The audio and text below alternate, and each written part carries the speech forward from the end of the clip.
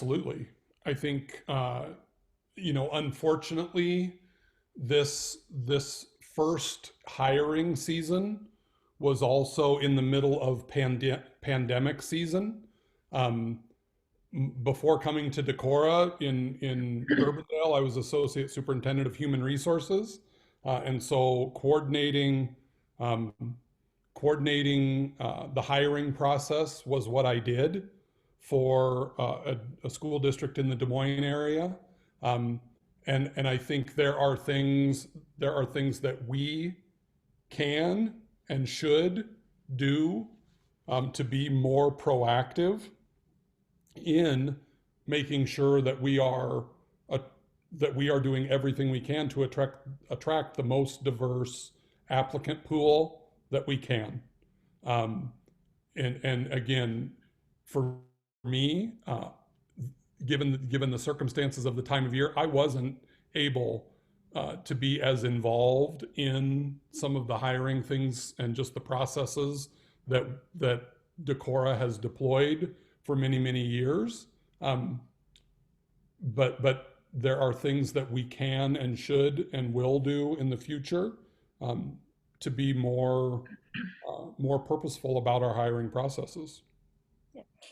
And thank you so much. That I think that would make a huge difference in the students that are there that are Black, Indigenous, or person of color, to see, you know, people that they can relate to.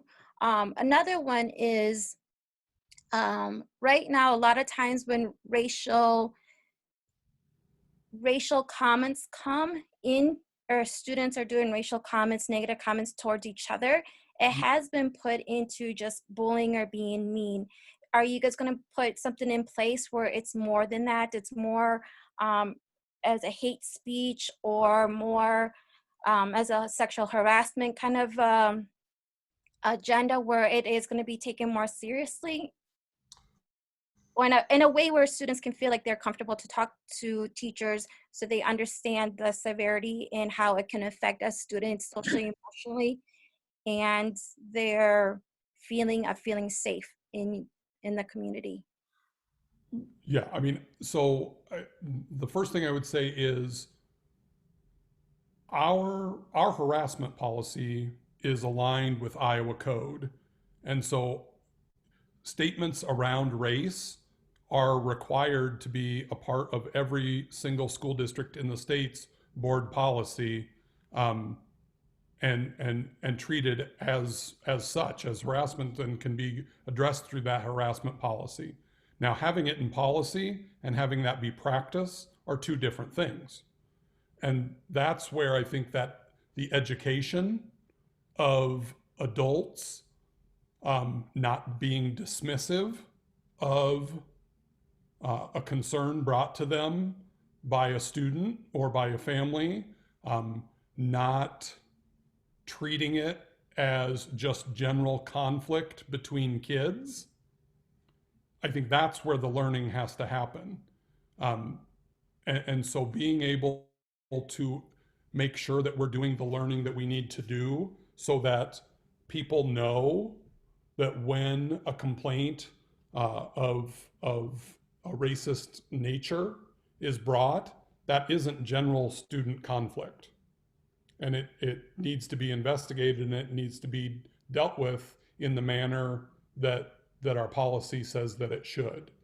And so, uh, again, the policy is there because it's required by Iowa law. The practice takes training, the practice takes support, the practice takes a culture that says these things aren't acceptable.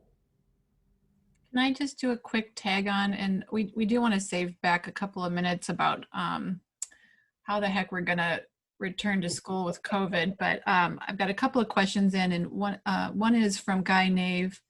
How deliberate is the district's efforts to intentionally solicit, hear, and engage the perspective experiences of Black and Brown students? Sort of a tag on to what we're talking about, but instead of waiting for situations to be brought to our attention, is there a way the school can be more connected? Absolutely. One of the things that I've also talked about um, with West Wind representatives is for guidance and suggestions to them on how we might facilitate and be better about creating a student organization.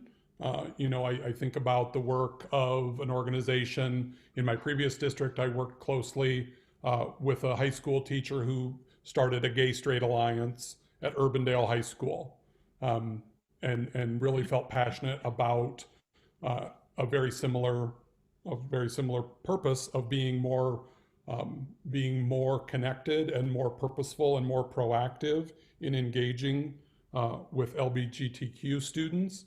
I think that's exactly the kind of support and help that Westwind can provide to us in what are the ways that we can create safe spaces for students of color to know that they can share the experience that they're having, that it's not going to be dismissed, that it's not going to be chalked up to typical kid conflict. And so, we have to learn to become comfortable with that as adults. And that's, again, part of that engagement with Westwind is we need an opportunity for our students to have a safe space to share their experience, and then for us as the adults to receive what that experience was. I don't think that right now is something that we can do independent on our own as a district. It takes a partner like Westwind to do that. But I think over time, that as we develop a culture where we have staff who can be that trusted confidant and can facilitate those kinds of conversations, that we're going to be more and more able to do that on a more frequent basis.